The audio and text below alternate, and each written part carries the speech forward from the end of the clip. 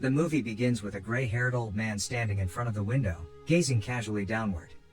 Meanwhile, a gang of hooligans is wreaking havoc on the cars. The car owner comes to find out what's going on, but he gets beaten mercilessly. Eventually, the owner collapses in blood and stops breathing. The hooligans also block the pedestrian crossing for quite some time. This is where stuff dealings take place, trafficking, murders and robberies. Residents of the area simply go about their business, and do not complain. When he witnesses these terrible incidents, the elderly man has no choice but to stand by and watch. It's all because he promised to his wife years ago, as soon as he took off his military uniform, he would stay out of harm's way, and spend the rest of his life in peace. Harry Brown was a senior officer in the Royal Marine. With a meager pension, he retired from the army, and lives in seclusion in an apartment building near the slums. Every day, he walks to the hospital to see his sick wife. Although his wife is semi-vegetative, Harry continues to visit her every day. Later, he goes to a nearby tavern to drink, talk and play chess with Leonard, a longtime friend. That evening, Harry receives a phone call from the hospital. He is told that his wife is in critical condition. In the pouring rain, Harry gets up and heads for the hospital. He has to cross the pedestrian path, but he is afraid of running into one of those hooligans. Consequently, he chooses to take another path. Upon arriving at the hospital, he fails to see his wife for the last time, and sobs in repentance. The next day, he cries when he buries his wife. Now he can only hang out with his friend Leonard. The two men still play chess at the pub daily. Leonard advises him to avoid Sid, the bar owner, because he deals stuffed firearms and women. However, the two don't know whether this is true or not. After that, they go to the toilet together. Leonard expresses his fear, because the hooligans shoved garbage into his mail bag, and slapped him. He has had enough, and he takes out a cutlass from his coat pocket. Harry notices this and tries to stop his friend, and says that he would accompany him to the police station. However, Leonard states that he has contacted the police already, and they act only if someone gets killed.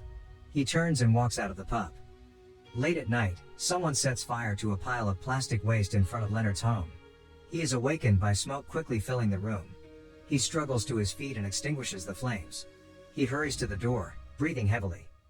The next day, Detective Inspector Alice Frampton and her partner arrive at Harry's house, and tell him the bad news. Leonard died on the sidewalk last night, but the identity of the attacker is unknown, and the police are investigating. In pain, Harry could no longer control himself and lost his voice. He is distraught that he had not been able to save his friend. Detective Frampton, however, lead the police to the four suspects in Leonard's murder. Noel, one of them, arranges for his uncle to hire a lawyer. So when the police question them, they all say the same thing. They not only insult the two policemen, but also warn them to be careful when walking. Because of the lack of evidence, the hooligans are released. Meanwhile, Harry gets lonelier than ever. He no longer has anyone to drink with or talk with. Disheartened, he has a few more drinks at the bar. He pulls out his wallet and pays for his drink. A junkie is looking at him, unbeknownst to him. He walks back home along the river. When he suddenly reaches under the bridge, a man emerges from the shadows, brandishing a knife, and demanding that he hand over his money. Shocked, Harry grabs the robber's other hand and points the knife backward at his chest. The robber collapses quickly and dies. Harry makes sure that no one saw him, and walks away. The next morning, Frampton visits him again, and gives him an update on Leonard's case, recognizing Harry's military status after seeing his photo and decorations from his service in the Marine Corps. She informs him that at the crime scene, investigators discovered an antique army knife. Fingerprints and fibers from Leonard's clothes were all over it. He states that he knows about the knife, and affirms that Leonard used it to protect himself, because the police couldn't do so.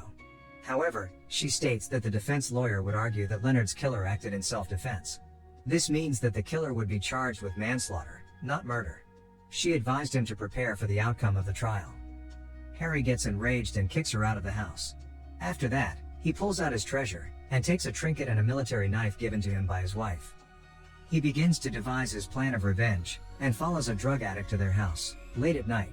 He says he is thinking of buying a gun to shoot the pigeons that have been squawking on his roof. They take him into the courtyard. The yard is overgrown with weed. It looks like a modest self-sufficient plantation. Harry enters the dirty and dark interior. On the couch sits a woman, who had been injected with something. Also, he spots a video of her assault on the television. In a fit of rage, he grabs his gun, gently loads it, and attacks them with the knife and the gun while they are not looking.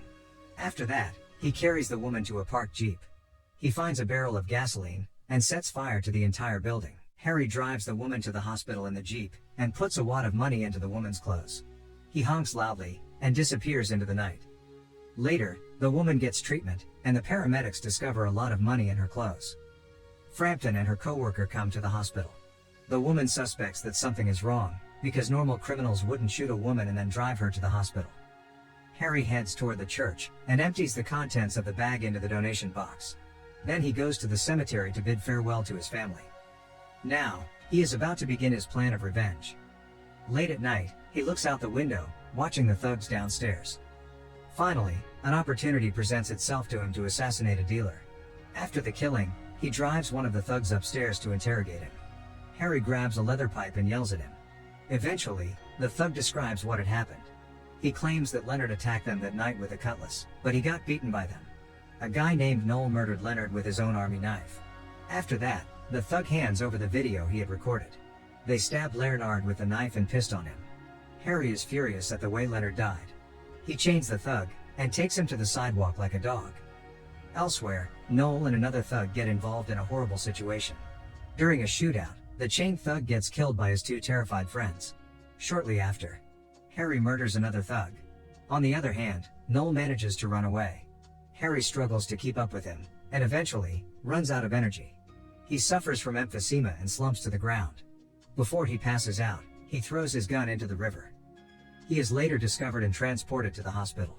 Frampton presents herself at the hospital to visit him. The doctor states that he is having difficulty breathing, and is unable to answer police questions. However, Frampton detects the smell of gunpowder on his jacket. She presumes both murdered boys to be connected to Leonard's murder, and begins to suspect Harry. She returns to the police station, and informs the chief of her views and suspicions. She asks that Harry's clothes be tested for gunpowder, but the chief doesn't think that this old man could have killed several people in a row. Considering the many riots in the city lately, the chief has no time for her suggestions. He even tells her to drop the Leonard case. The police forces struggle with the rebellions in the city. It quickly turns into a riot, crowds pelting the policemen with stones and gasoline bombs. They also vandalize and set fire to cars. On the other hand, the policemen respond passively by forming a line with shields. Meanwhile, Harry wakes up gently in the hospital room. He stands up and takes off the tubes. Despite the doctor's instructions, he leaves the hospital quickly, because Leonard's revenge has not yet been accomplished. Frampton, on the other hand, discovers that Harry had left the hospital without permission. She is certain that he would go after Noel, so she and her partner, Highcock, rush to the riot area. The riots escalate, and Frampton and her partner are attacked as they enter the neighborhood. Then there is a serious vehicle collision. Highcock gets hit in the head, and sustains serious injuries. Both detectives are trapped inside the vehicle. Fortunately, Harry arrives just in time. He helps the detectives, and then heads to Sid's bar. When Sid sees them, he says he will call the ambulance and walks away. Inside the bar, Frampton notices the gun on Harry's belt, and her suspicions are confirmed. At this point, Harry realizes she knows the truth, and states that these bastards have turned killing people into a sport, so he must teach them a lesson. However, she tells him that if he is going to kill Noel, Sid will kill him, because Sid is Noel's uncle. Harry is taken by surprise. It seems that Leonard was right when he said that Sid had done nothing but harm in his life.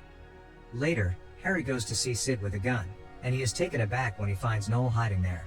Sid knows what happened to Leonard, and tells Harry that Noel didn't kill him.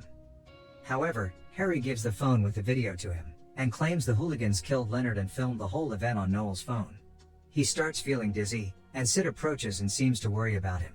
Cautiously, he takes Harry's gun, but after that, he immediately changes his attitude, and strikes Harry in the stomach. When Frampton hears the ruckus outside the bar, she immediately calls for backup. Noel approaches and attacks her surprisingly. Sid takes Harry into the outer room and beats him as well. After that, Sid scolds Noel for filming the killing of someone, and intends to throw the detectives and Harry into the street, to make it look like they died in the riot. First, they need to kill them, so Sid puts his hand on Highcock's nose and lips, until his breathing stops. Then Noel tries to do the same with Frampton. Fortunately, Harry wakes up and takes out the gun from his sock, and shoots Noel, who collapses and dies. When Sid notices this, he shoots Harry in the shoulder, and approaches and raises his gun to shoot Harry in the head. Harry fearlessly tells him to take the shot.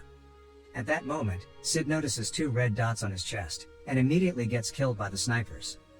We discover that the police completely annihilated the drug cartel and evil forces in the city. During the press conference, a reporter states that it has been reported that the former naval commander is responsible for many murders in the volatile area as a vigilante. However, the police chief denies the rumor, and announces that Frampton and Highcock are to be awarded medals. Harry strolls on a beautiful lawn. The walkway, previously covered with graffiti, is repainted. Harry regards it and quietly proceeds to the sidewalk and underpass, which is now finally quiet and safe.